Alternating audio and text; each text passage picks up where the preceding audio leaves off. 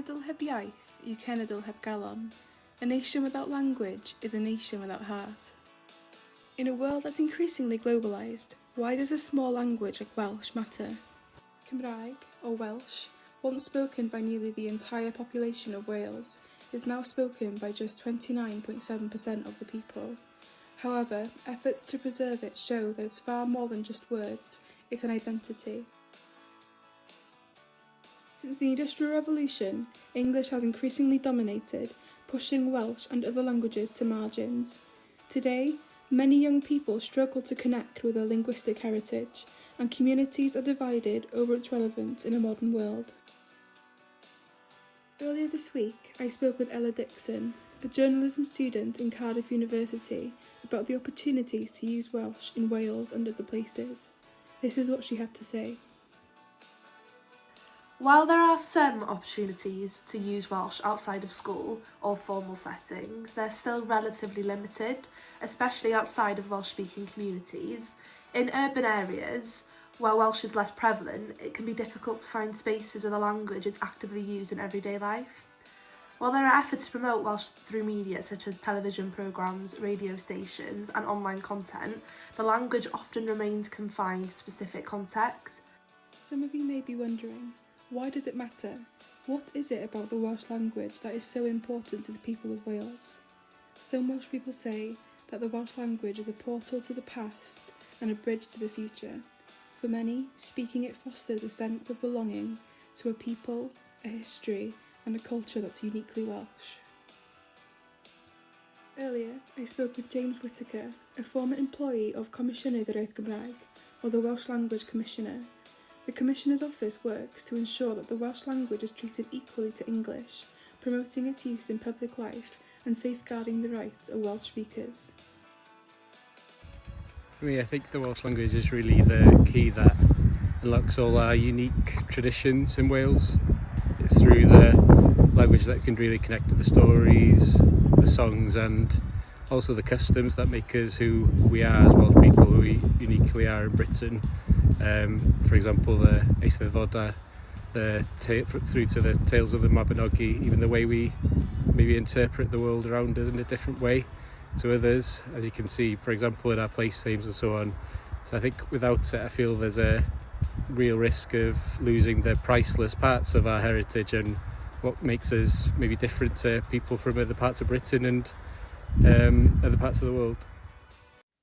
In the 19th century, not only was speaking Welsh discouraged, it was also a punishable offence. Schools in Wales use a tool known as the Welsh knot to suppress the language. This wooden token, often inscribed with the letters WN, was given to children caught speaking Welsh at school. At the end of the day, the child holding it faced physical punishment. While the Welsh knot symbolised the suppression of language in schools, the story of Tryweryn highlights how Welsh communities have fought to defend their identity against outside forces. In 1965, the village of Capel Celyn in the Tryweryn Valley was flooded to create a reservoir for Liverpool's water supply. Capel Celyn was one of the last standing Welsh-only speaking communities in the whole of Wales. Despite widespread protests and the unanimous opposition of Welsh MPs, the residents were forced to leave, and their homes, chapel and school were now lost beneath the water forever.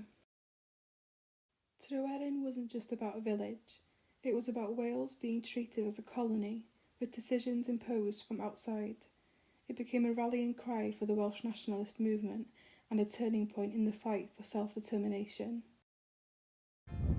Growing up in North West Wales, language is such an important part of my upbringing, my community and my identity. It's shaped who I am then and now. I've always felt a strong connection to it, I guess, and I wanted to play my part in helping it thrive for future generations. Working to promote the language is, I guess, my way of giving back to something that has given me so much and ensuring it remains a vibrant and living part of our country. What's the best way to help conserve and promote the language? I think the main aspect is participation, using as much or as little Welsh as you have, without fear of making mistakes, supporting learners and so on. every word counts and it contributes to normalising its use, and it's also vital to make sure that there's support in the communities and there's spaces where people can speak Welsh freely and naturally, whether that's at home, in schools or in social settings.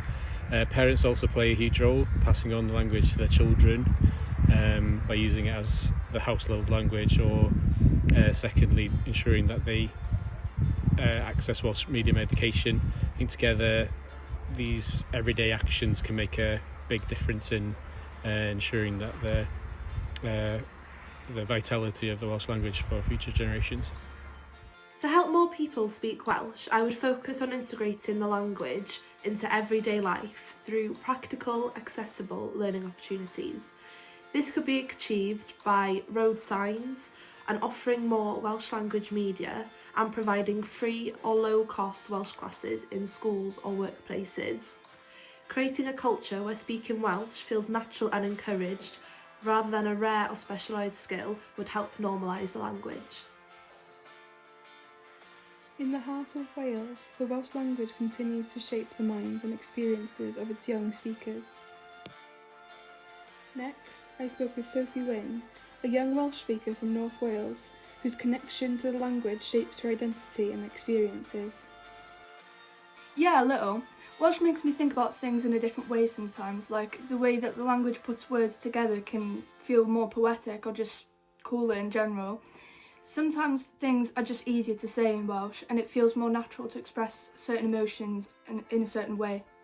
I didn't expect Welsh to help me make new friends, but it actually has. I was at a football match and tried speaking a bit of Welsh to people I didn't know, and they were actually surprised that I could. But it was cool because it made us talk more and it gave us a bit of a connection, and I didn't think Welsh had that type of effect. However, not everyone in Wales speaks the language. For many, like Lee Marshall, growing up without Welsh has brought unique challenges and a sense of missing out on a deeper connection to his culture. Yes, I do feel like I'm missing out by not understanding Welsh fluently. The obvious examples would be jobs that require a Welsh speaker, or when a conversation between family or friends is being spoken in Welsh and I cannot engage in that conversation.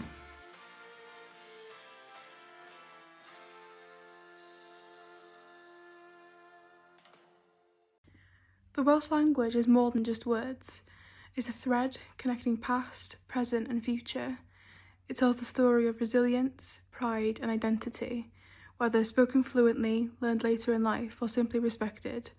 By celebrating and supporting it, we can ensure that the Welsh language thrives for generations to come. Diolch am wylio, thank you for watching. Wyt ti'n dda i weld cysgogion yn nos, wyt ti'n dda